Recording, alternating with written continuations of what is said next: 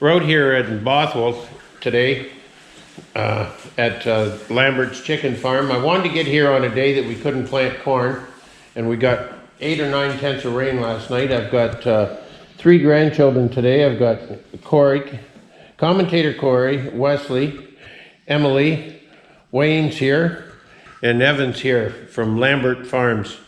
And tell us about the chicken operation.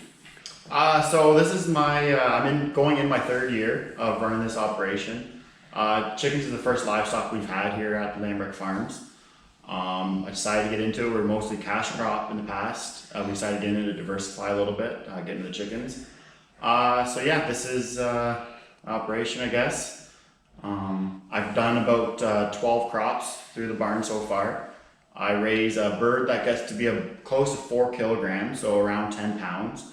That takes me about 50 days to raise a chicken from start to finish. Unbelievable. So these birds come in on Friday? Yep. And today's Monday? Yep. So they're about 4 days old right now. Yeah, they came in Friday. They were hatched around 5:30 in the morning and unloaded in my barn by 10:30 in the morning. Perfect. Yeah. Well, this is quite a facility you got here. This plastic is really nice to keep clean, isn't it? Yeah, this is what's in the office here is this egg plastic, yeah. This is kind of the control room of the barn. These chicken barns are pretty much fully automated. Feeds automatic, drinkers automatic, temperature control, ventilation, all that stuff is all controlled with my computers over here. So yeah. So it's hooked to your phone, so if something goes wrong, you get a call at 3 o'clock in the morning? If the timer goes off, if temperature switches, if there's water leaks, whatever, feed lines aren't working, then yeah, it's gonna give me a phone call right away. Yeah. So when the hydro goes off at 3 in the morning and it's snowing, you just wake up, give Wayne a call? Yeah, I give Wayne a call. Yeah, Wayne. Say, Dad, you got a problem. Yeah. No, that's Wayne. Oh, that's good. And you have a generator here too. Yeah, oh yeah. Standby generator. Well, it's a must. It's one of those things that, yeah, at first I was using just a pull one, but like a PTO one to help pull, but no, I put a standby one and it's a lot more safe in mind there. That's what my brother had well, that's another story. He had a barn that was a long ways from home and he put in an automatic one. Yeah. Oh yeah. One hydro outage will pay for that generator. Right, so you hope you never need. Right, you put it in and hope you never need it. Yeah, most definitely. Very good. Yeah. Well, we have a look at the chicken. Absolutely, yeah, you can go take a look. It looks like there's nobody in here. How many are in here? So currently there's 12,750 birds in the barn right now.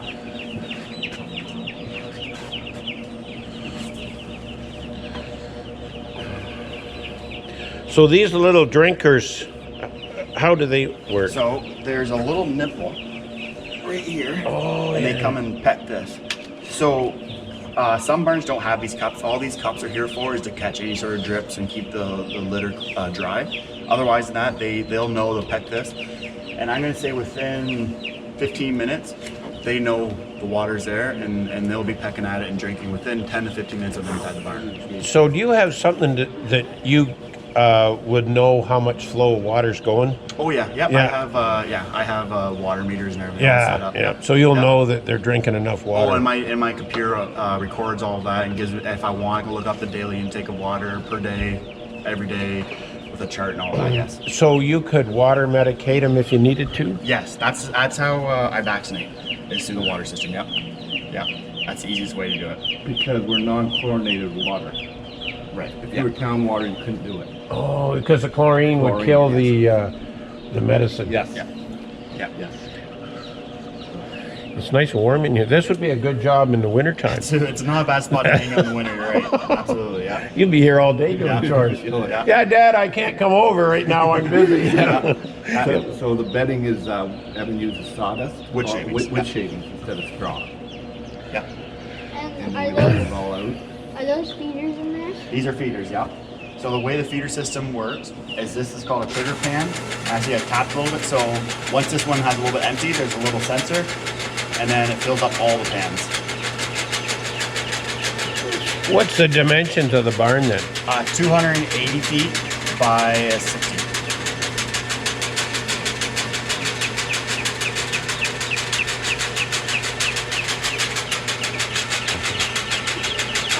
The chickens have like bones in their legs.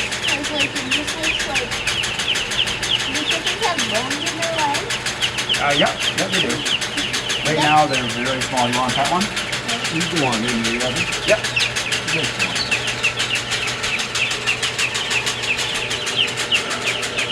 Hang on to it, Corey.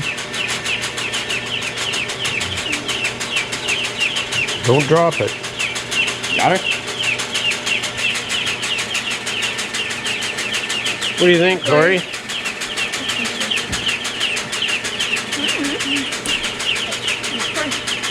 Well, you know, I don't know the numbers, but this makes more sense than buying some of this $20,000 an acre land.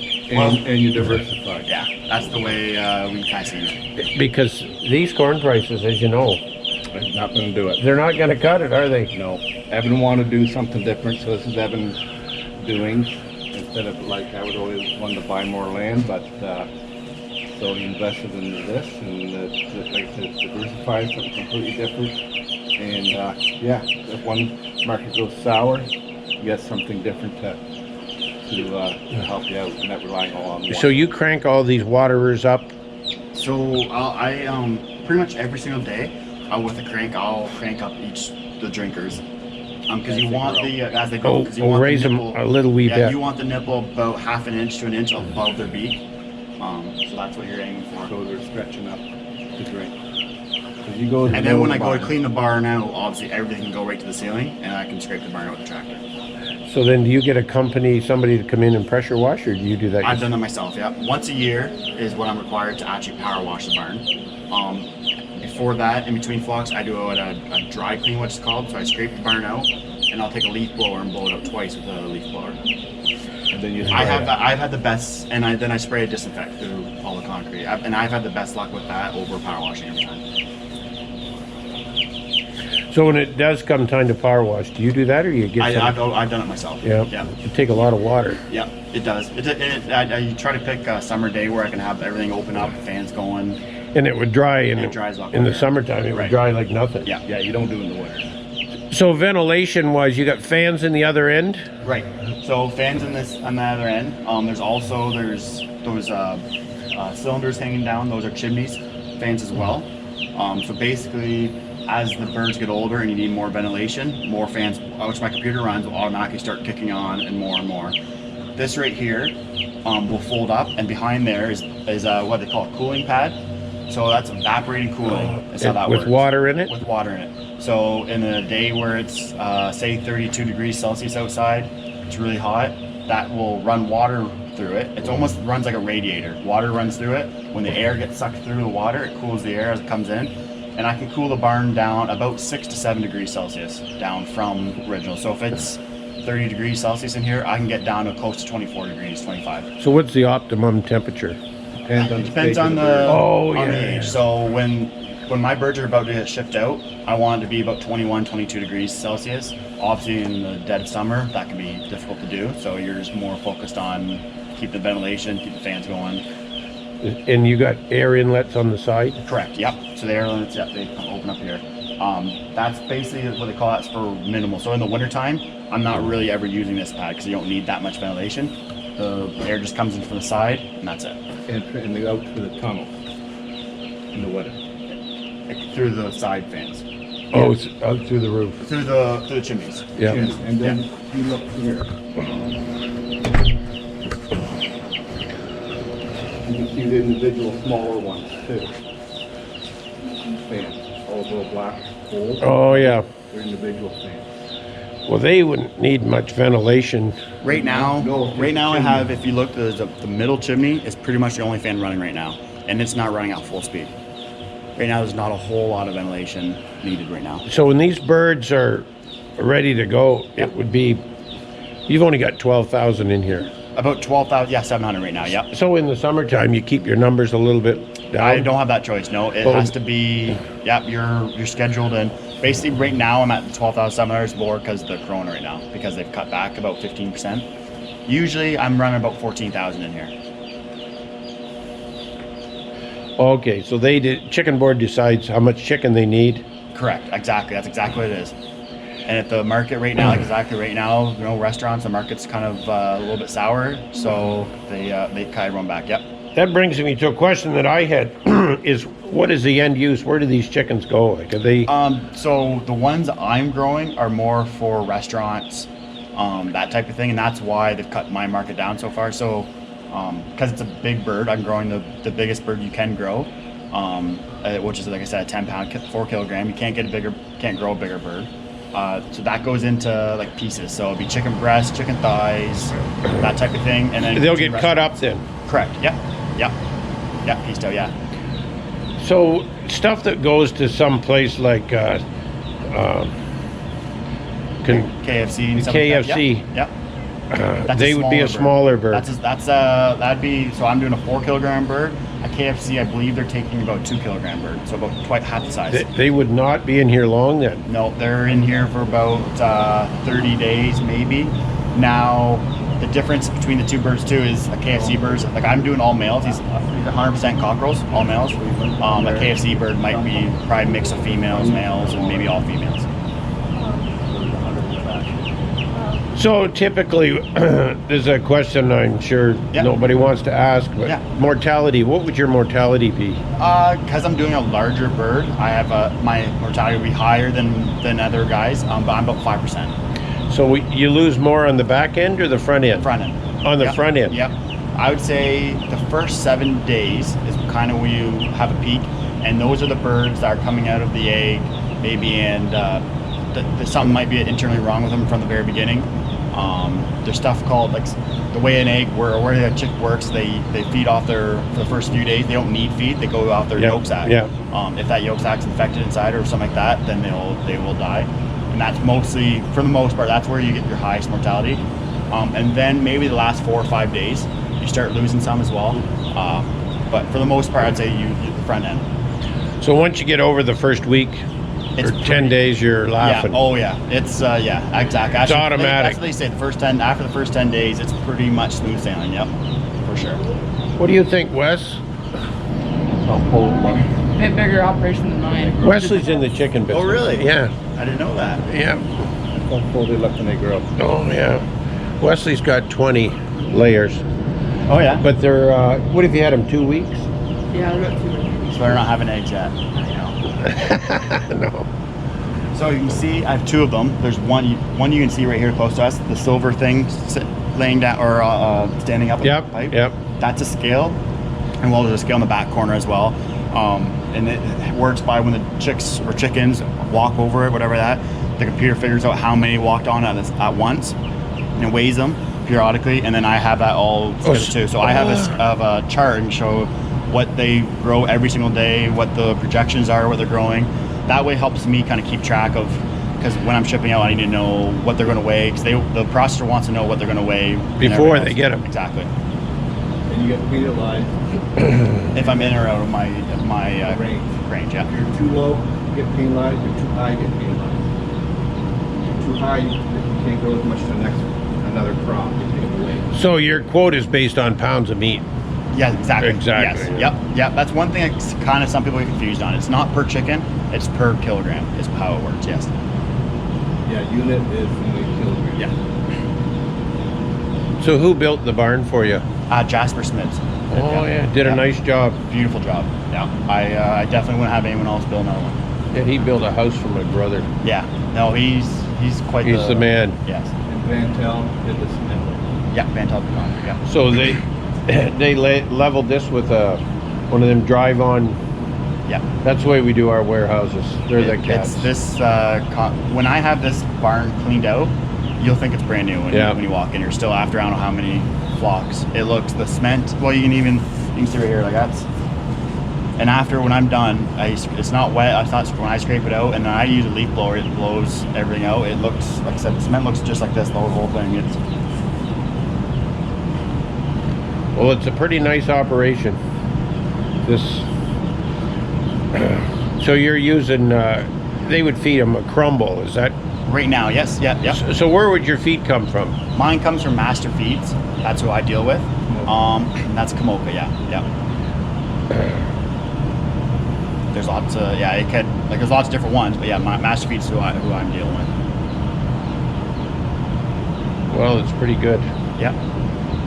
So this would be considered a small operation actually in the chicken broiler and Yeah, in the chicken world. Yeah. So this would be like barn 1 for you? This is barn, barn 1 for a little while anyways, yeah. But no, if you go to see some other barns, they can be more twice. I've walked barns that are 600 feet long. This is 280, so yeah.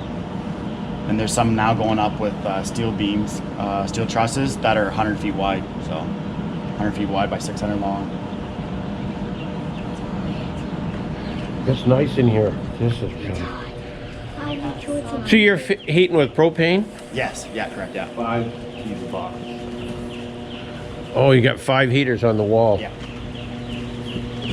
And blown in insulation in the roof? Yeah. And bats in the wall? Correct, yeah.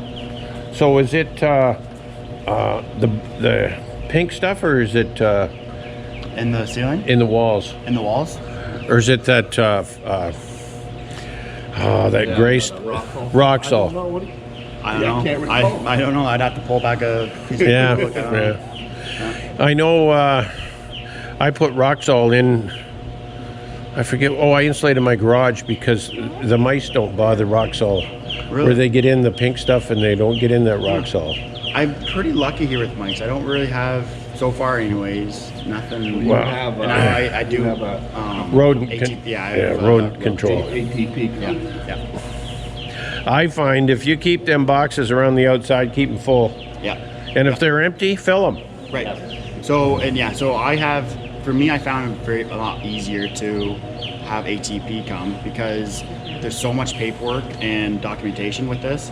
Is I have to have all that documented. I have to tell them how often I'm using it, what I'm using, have it all documented, what kind of poison, what's in the poison, all that stuff. This is very, very much documented. The amount of paperwork I have for each flock is stacks.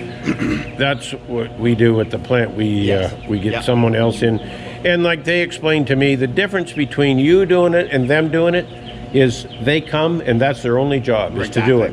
Where If I do it, I might think I did Slip. last month or Yeah. exactly. Next thing you know, it's been 2 or 3 months. and- Yes, and you exactly. haven't looked at them. Yeah, 100%. That's exactly what I thought. We're down to 280 bale. Alrighty. So you level this stuff with us. With a little lawnmower right there, yeah. Oh yeah. He the first time we did it all by hand. Oh, you gotta have something, yeah. So now, and that's why it's so low. That's the top of the line the way it's what now. So do you have to top this bedding up? Nope. This'll Once do. it's in, It'll do them. Yep. Yep. Well, that's good. Well, it looks like a real neat little operation. Not little, but a neat No, operation. Yeah, it's something I definitely have no regrets getting into. That's for sure. I'm very happy.